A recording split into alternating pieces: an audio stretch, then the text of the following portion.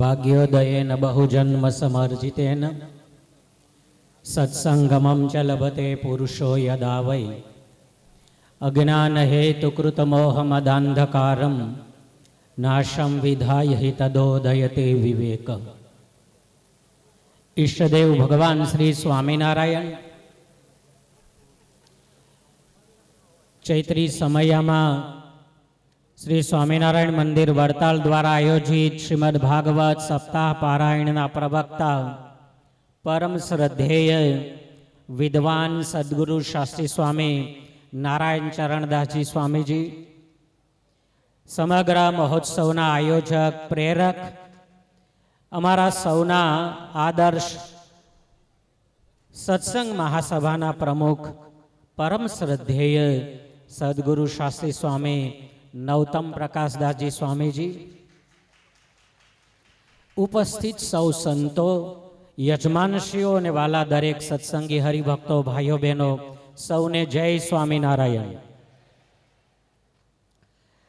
વડતાલ ધામને આંગણે ભગવાન શ્રી લક્ષ્મી નારાયણ દેવ અને હરિકૃષ્ણ મહારાજના સાનિધ્યમાં આપણે સૌ આશ્રિત વર્ગ એટલા ભાગ્યવાન છીએ કે વર્ષમાં 2 વાર વણતેડે વડતાલ આવવા માટે સ્વામિનારાયણ ભગવાને આપણને સૌને આદેશ આપ્યો છે, આજ્ઞા આપી છે।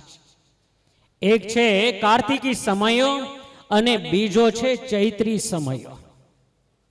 અને આવા ચૈત્રી સમયમાં જો કોઈ પણ માણસને વડતાલ મંદિરમાં આવવાનું મળે, બેસવાનું મળે ને એમાંય શ્રીમદ ભાગવત સપ્તાહ સાંભળવા મળે, એના ભાગ્યનો તો કોઈ પાર જ નથી। હમણાં શાસ્ત્રીજીએ કથાના માધ્યમથી આપણે 2-3 ટકોર કરી, એમાં એક વાત એવી કરી કે સ્વામિનારાયણ ભગવાને વચનામૃતમાં શ્રીમદ ભાગવતને 160 વાર યાદ કર્યું, આવી વાત સ્વામીજીએ આપણને કરી।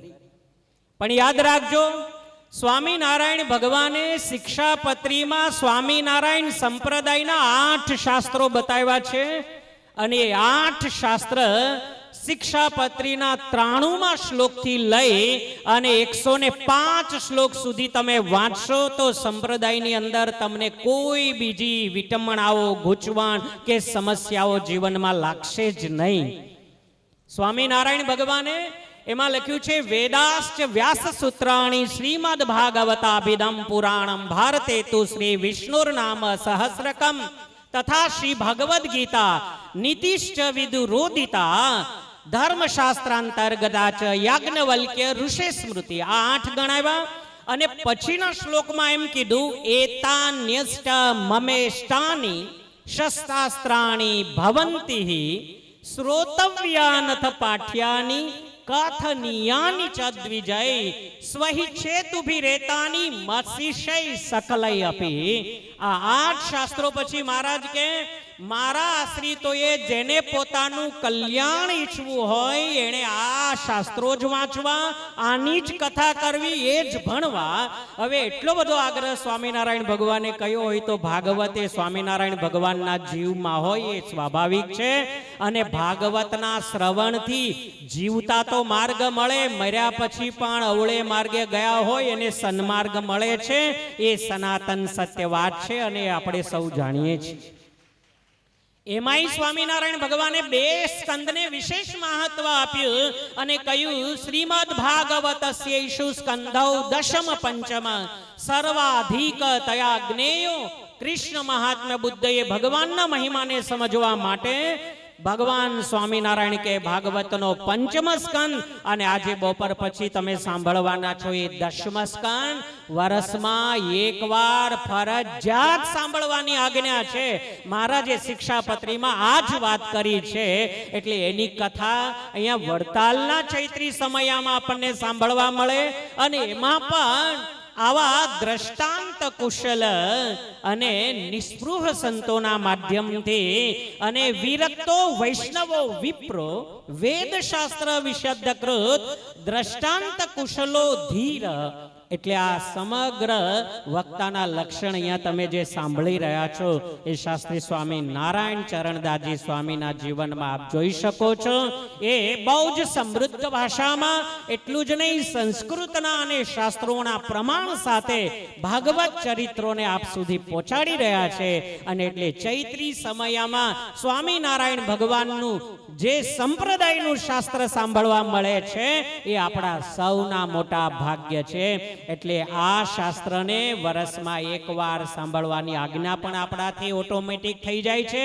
અને સ્વામિનારાયણ ભગવાને આ ભાગવતને દરબાર ગઢમાં એટલે કે દાદા ખાચરના દરબારમાં કન્ટિન્યુઅસલી 7 વાર સાંભળી. લાઈક હમણાં સમાપ્તિ તરત શરૂઆત, સમાપ્તિ ને શરૂઆત 7 વખત દરબારગઢમાં શ્રીમદ ભાગવત મહાપુરાણ સાંભળ્યું છે. તો આવા અદ્ભુત મહાગ્રંથને આવા વક્તાઓ દ્વારા જો સાંભળવામાં આવે તો આપણને સંપૂર્ણ ન્યાયપૂર્વક અને મહારાજની ઈચ્છા પ્રમાણેના ચરિત્રનું સુખ આવે છે, જે ચૈત્રી સમયમાં આપ સૌ પ્રાપ્ત કરી રહ્યા છો. નવતમ સ્વામીને તો આખો સત્સંગ સમાજ જાણે છે. સ્વામીના હૃદયમાં વડતાલ છે, એમની નસ નસમાં વડતાલ છે, એમના નસમાં વહેતા લોહીના એક એક બુંદમાં વડતાલ ધામ ભરેલું છે. એટલે સ્વામીને તો જેટલા વંદન કરીએ એટલા ઓછા છે. અને આજે આખો સત્સંગ સમાજ જે આધ્યાત્મિક દ્રષ્ટિએ અને વિકાસની દ્રષ્ટિએ જે આનંદ લઈ રહ્યો છે, એમાં પાયાનું કામ સદગુરુ શાસ્ત્રી સ્વામી નવતમ પ્રકાશદાસજીએ કરેલું છે. બહુ જ જોખમ લઈને, ઘણી બધી વિટંબણાઓનો સામનો કરીને, અનેક સમસ્યાઓને ગળીને પીને અને ઘણું બધું સહન કરીને વડતાલ ગાદીમાં જે સ્વામીએ કામ કર્યું છે એ ન ભૂતો ન ભવિષ્યથી. એટલે નવતમ સ્વામીને જેટલા આપણે વંદન કરીએ એટલા ઓછા છે. સ્વામી છે એના કારણ શરીરમાં વડતાલ ધામ છે. એટલે એમણે હવે કલ્યાણ માટે બીજી સાધના નહીં કરે તો કઈ ઓલું છે નહીં. કારણ કે કોઈ પણ વાત કારણ શરીરમાં બેસી જાય એટલે ઇન્નપ છે. જ્યારે હરિકૃષ્ણ મહારાજ અને લક્ષ્મી નારાયણ દેવ સ્વામિનારાયણ ભગવાને સ્થાપેલી જે પરંપરા, એના પ્રત્યેનો આદર જે સ્વામીની અંદર આપણે જોઈએ છીએ, એ ન ભૂતો ન ભવિષ્યથી, એમાંથી આપણને સૌને પ્રેરણા મળે છે.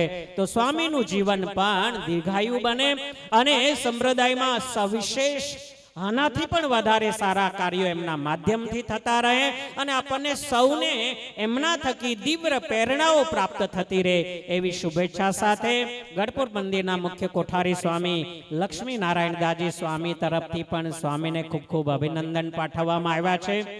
સાથે સાથે મારી સાથે અજય સ્વામી છે, સાવરકુંડલા મંદિરના કોઠારી શાસ્ત્રી સ્વામી નારાયણ જીવનદાસજી.